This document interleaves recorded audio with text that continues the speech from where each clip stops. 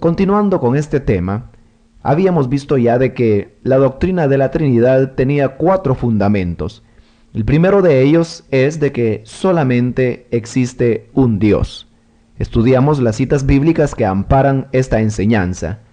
El segundo fundamento, decíamos que era que en esta única divinidad, en este único Dios, hay una pluralidad de personas.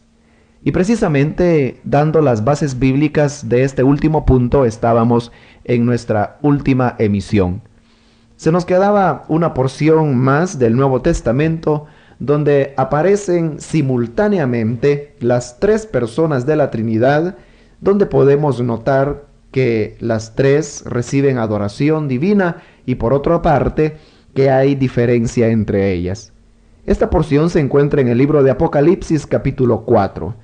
Si usted recordará, en este capítulo se nos narra lo que el apóstol Juan vio cuando él fue llevado al cielo y ahí pudo contemplar la majestad de Dios. Ahora Juan, que estuvo ya en el cielo y que pudo ver a Dios, él puede decirnos si se trata de una Trinidad o no. Veamos cuál es su relato.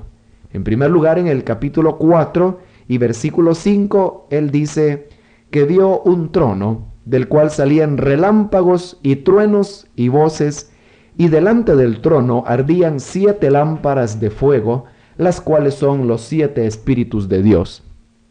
Trate usted de irse formando ese cuadro mentalmente, ese cuadro que Juan pudo contemplar. En primer lugar vio un trono y alrededor de este trono en forma de círculo había 7 lámparas. Juan nos explica que esas 7 lámparas son los espíritus de Dios. Es decir, que esas 7 lámparas estaban representando al Espíritu Santo. Ahí tenemos ya una de las personas que componen la única divinidad que existe. Pero en el capítulo 5 continúa la misma visión y en el versículo 1 dice: «Y vi en la mano derecha del que estaba sentado en el trono un libro escrito por dentro y por fuera, sellado con 7 sellos». Además de esas 7 lámparas que están alrededor del trono, había alguien más que estaba sentado en ese trono que estaba en medio de las 7 lámparas. Sabemos que ese que estaba sentado en el trono era Dios el Padre. Por lo tanto, ahí van ya 2 personas. Primero el Espíritu Santo en forma de 7 lámparas, luego el Padre sentado en el trono. Y en el mismo capítulo 5 de Apocalipsis, en los versículos 6 y 7 se nos dice: «Y miré y vi que en medio del trono y de los 4 seres vivientes y en medio de los ancianos estaba en pie un cordero como inmolado». Aquí tenemos que aparece otro personaje más al cual Juan llama el Cordero. Para nosotros no hay ninguna duda que se está refiriendo al Señor Jesucristo. Y es así como tenemos ya completo el cuadro. En primer lugar, las 7 lámparas alrededor del trono, que son el Espíritu Santo. Luego el Padre sentado en el trono y delante de él el Cordero puesto en pie. Ahí tenemos en un mismo momento, simultáneamente, mostradas las 3 personas de la Trinidad. Y se ve que entre ellas son diferentes, pues el versículo 7 del mismo capítulo 5 dice Juan que el Cordero vino y tomó el libro de la mano derecha del que estaba sentado en el trono. O sea que uno era el que estaba sentado en el trono y otro era el Cordero que tuvo que caminar hasta el trono para tomar de la mano derecha del que estaba ahí sentado el libro escrito por dentro y por fuera. Este pasaje entonces es muy explícito al enseñarnos que en Dios hay una pluralidad de personas y que estas personas son 3, el Padre, el Hijo y el Espíritu Santo, y que además son personas diferenciables entre sí, aunque son un mismo Dios, pues solamente existe un Dios verdadero. Y con esto completamos ya lo que sería el segundo fundamento de la Trinidad. Y así pasamos al tercer fundamento, pues decíamos que eran 4 fundamentos sobre los que se apoyaba la doctrina de la Trinidad. Y decíamos que al igual que una mesa necesita 4 patas para sostenerse firme, De igual manera, la doctrina de la Trinidad, para mantenerse firme, necesita de 4 fundamentos sustanciales. Los primeros 2 los hemos estudiado ya y eran de que solamente hay un Dios y luego de que este Dios es una pluralidad de personas. Pero ahora viene el tercer fundamento con el cual vamos completando ya el panorama de la doctrina de la Trinidad. Y este tercer fundamento es de que cada una de estas personas es Dios. Usted puede anotar ahí en su cuaderno de apuntes, tercero, cada una de estas personas es Dios. Este sería el tercer fundamento de la doctrina de la Trinidad y que se añade a los 2 que hemos visto ya con anterioridad. Al decir de que cada una de estas personas es Dios, nos estamos refiriendo a que, como hemos visto ya que en la palabra se nos muestra que existe el Padre, el Hijo y el Espíritu Santo, ahora es interesante el reconocer que tanto el Padre como el Hijo y como el Espíritu Santo, los 3 son el mismo Dios, o sea, en los 3 hay divinidad. En primer lugar, veamos al Padre. El Padre es Dios. Así lo enseña la palabra de Dios, las Escrituras. Hasta el presente creo que no ha existido ningún hereje que haya querido negar que Dios es el Padre, o más bien de que el Padre posee divinidad. Pero aún con eso hay pasajes de la Biblia donde con toda claridad se nos dice de que el Padre es Dios. El primero de ellos se encuentra en el libro de Isaías, capítulo 44 y versículo 6, que dice: Así dice Jehová, Rey de Israel y su Redentor, Jehová de los ejércitos: yo soy el primero y yo soy el postrero, y fuera de mí no hay Dios. Con toda claridad se nos está enseñando en ese pasaje que el Padre es Dios, pues Él dice: fuera de mí no hay Dios. Hay muchos más pasajes en el Antiguo Testamento que nos declaran la misma verdad de que el Padre es Dios, pero no vamos a tocarlos todos ellos, pues sería muy agotador. Solamente damos ese pasaje del Antiguo Testamento y ahora un pasaje del Nuevo Testamento que también nos declara que el Padre es Dios. En 1 Corintios capítulo 8, versículo 6, dice la palabra del Señor: para nosotros, sin embargo, solo hay un Dios, el Padre.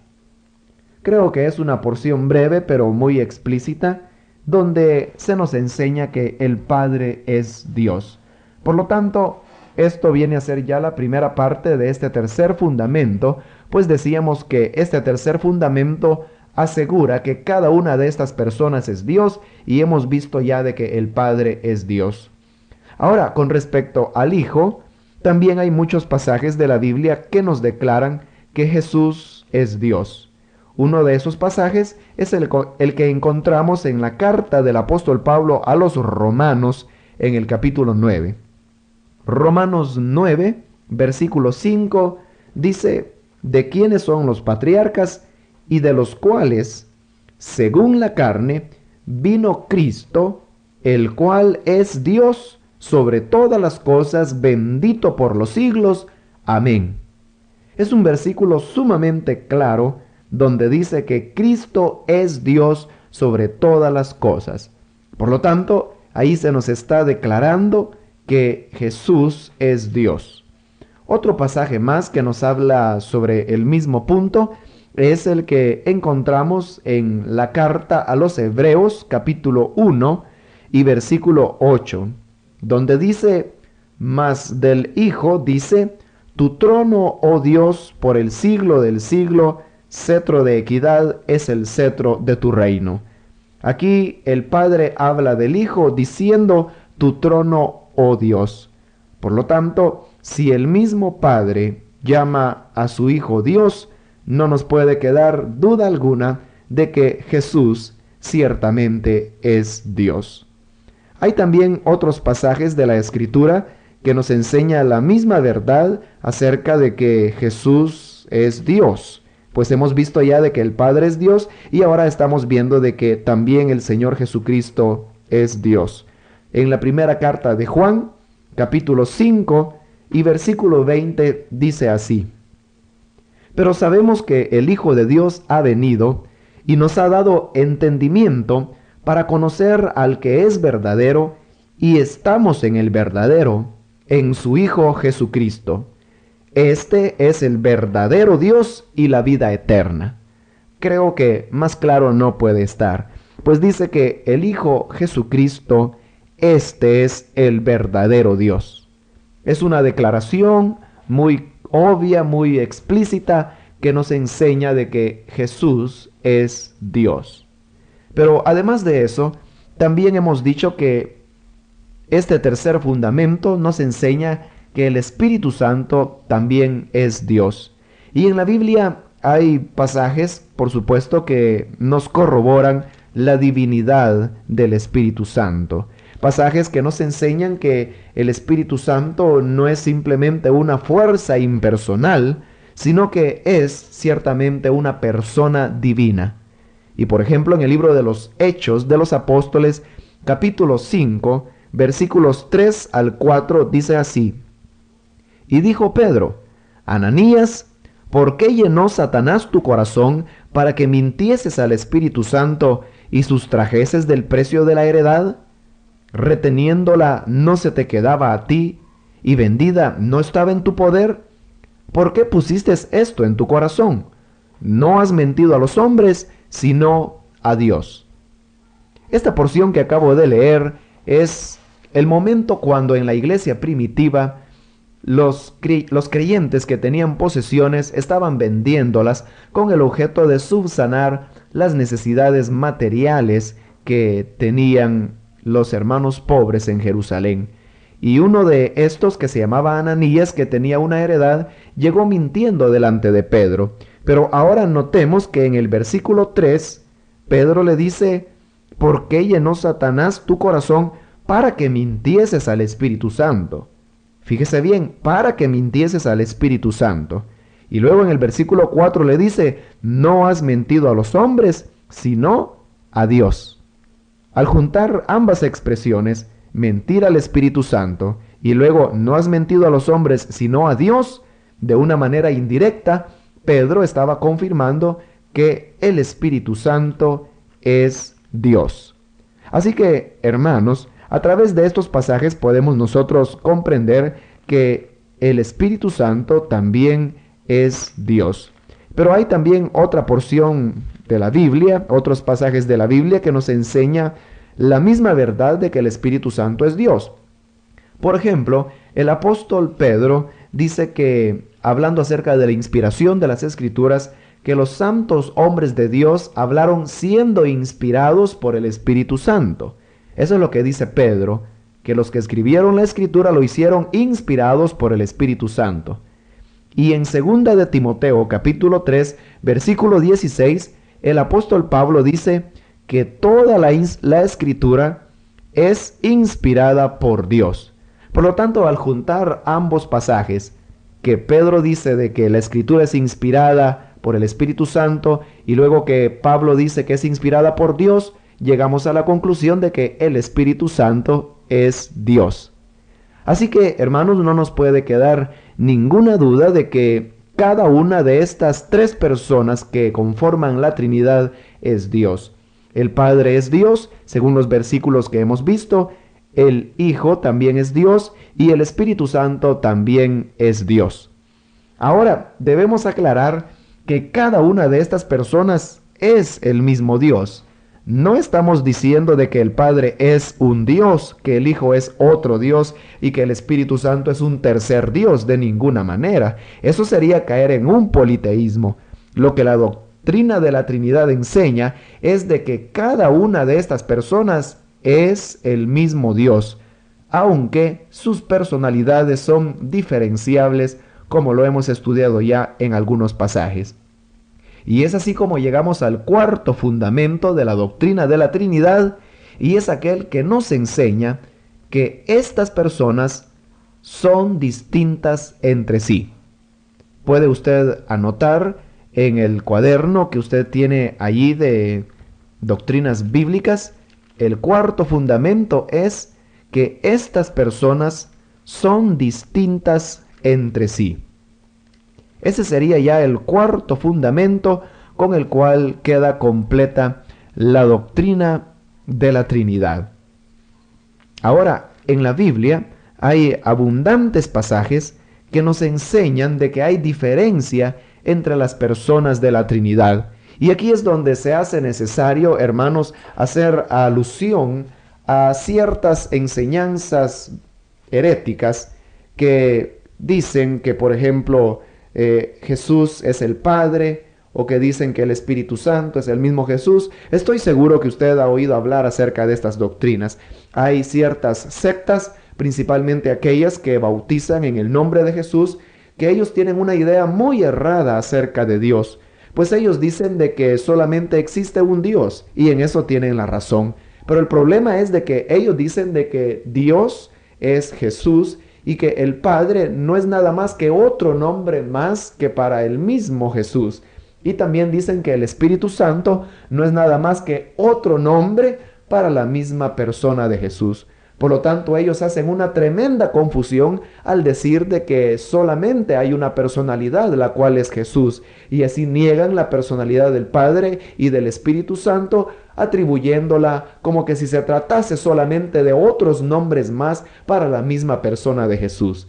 Esto es un grave error, ya de que según hemos visto en la Escritura, no solamente hay una persona, sino de que hay tres personas. Ciertamente un solo Dios, pero tres personas distintas. Una sola sustancia divina que no es dividida y a la vez tres personas diferentes que no se pueden mezclar. Y es aquí donde cobra importancia el cuarto fundamento de la doctrina de la Trinidad, pues a través de este cuarto fundamento nos puede quedar claro el tremendo error doctrinal en el que se encuentran aquellos que sustentan la doctrina de solo Jesús. Veamos entonces este cuarto fundamento que, como dijimos ya, es el que nos enseña que estas tres personas son distintas entre sí. Comencemos a ver algunas evidencias bíblicas que nos demuestran esto. La primera se encuentra en el Evangelio según San Mateo, capítulo 20, y el versículo 23 dice: Jesús les dijo: a la verdad de mi vaso beberéis, y con el bautismo con que yo soy bautizado, seréis bautizados. Pero el sentaros a mi derecha y a mi izquierda, no es mío darlo, sino a aquellos para quienes está preparado por mi Padre. Note que en este pasaje se hace muy evidente la diferencia que hay entre el Hijo y el Padre, pues Jesús dice: el sentarse a mi derecha o a mi izquierda, eso no es mío darlo, sino que es dado solamente al Padre. O sea, de que al decir Jesús que solamente el Padre podía dar ese favor, estaba como diciendo: yo no puedo darlo porque eso es algo que corresponde al Padre y no a mí. Y con eso estaba estableciendo una diferencia de personalidad entre el Hijo y el Padre. Y yo creo de que solamente con este versículo que acabamos de citar queda en entredicho ya el tremendo error en el que están los que sostienen la enseñanza de Jesús solo, pues ellos afirman de que Jesús y el Padre son la misma persona. Y si eso fuera cierto, entonces no tendría razón las palabras que ahora el Señor pronunciaba. Pero al decir yo no puedo dar eso, sino solamente mi Padre, estaba estableciendo una clara diferencia entre el Hijo y el Padre. Lo mismo sucede en este mismo Evangelio de Mateo, en el capítulo 26 y versículo 39, donde dice: yendo un poco adelante, se postró sobre su rostro orando y diciendo: Padre mío, si es posible, pase de mí esta copa, pero no sea como yo quiero, sino como tú. Vea qué interesante que en esta porción vemos que ahora el Señor estaba orando en el huerto de Getsemaní, pero es interesante la oración que él hacía. Solo el hecho de que Jesús orara es una prueba más de que hay diferencia entre la personalidad del Hijo y del Padre, porque si el Hijo fuera el mismo Padre, entonces ¿a quién estaba orando? Pero no solamente es aleccionador el hecho de que Jesús oraba, sino lo que él pedía en la oración. Él decía: Padre mío, si es posible, pase de mí esta copa. Y nótelo bien, decía, pero no sea como yo quiero, sino como tú. Con eso el Señor estaba estableciendo una diferencia de voluntad, que una podía ser la voluntad del Hijo y otra la del Padre, cuando Él decía, no sea como yo quiero, sino como tú. Así que, amados hermanos, en eso podemos aprender que una cosa es el Hijo, el cual tiene su propia voluntad, y otra cosa es el Padre, el cual también tiene su propia voluntad. El Hijo dijo, no sea como yo quiero, sino como tú quieras. Entonces hay diferencia entre la persona del Hijo y del Padre. La misma verdad se nos enseña en el mismo Evangelio de Mateo, capítulo 27, en el versículo 46. Dice la palabra de Dios, cerca de la hora novena, Jesús clamó a gran voz, diciendo, Elí, Elí, lama sabactani, esto es, Dios mío, ¿por qué me has desamparado? Este es otro pasaje de las Escrituras donde podemos notar la enorme diferencia que existía entre la persona del Hijo y del Padre. En esta porción que hemos leído, se presenta al Hijo de Dios clavado en la cruz a punto de expirar y decía, Dios mío, ¿por qué me has desamparado? Notemos bien de que Jesús ahí estaba argumentando que el Padre lo había desamparado. Y aquí podemos ver otra vez el tremendo error en el que se encuentran los que sostienen la doctrina de solo Jesús. Ellos afirman de que Jesús es el mismo Padre. Entonces, ¿cómo era posible de que el Padre desamparara a Jesús si Jesús es el mismo Padre? Es algo ridículo, es una doctrina insostenible.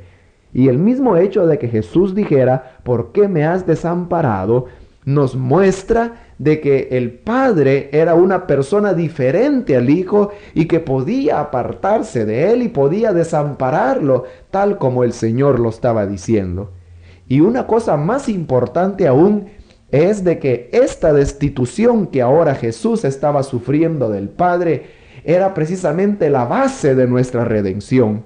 Porque la paga del pecado es muerte, y sabemos que la muerte espiritual es la separación de Dios. Por lo tanto, ahora que el Hijo estaba siendo muerto en la cruz y llevando el castigo de nuestra paz, Él tenía que ser alejado del Padre para que así Él pagara con la muerte espiritual y posteriormente con la muerte física el pecado que a nosotros se debía. Por lo tanto, era necesario de que hubiera diferencia entre las personas de la Trinidad. Una era la persona del Padre que ahora se alejaba y otra era la persona del Hijo que estaba sufriendo ese desamparo para de esa manera redimirnos. Por lo tanto, el sostener la doctrina de Jesús solo sería aún negar el acto sustitutorio de Cristo y sería aún negar la base de nuestra redención.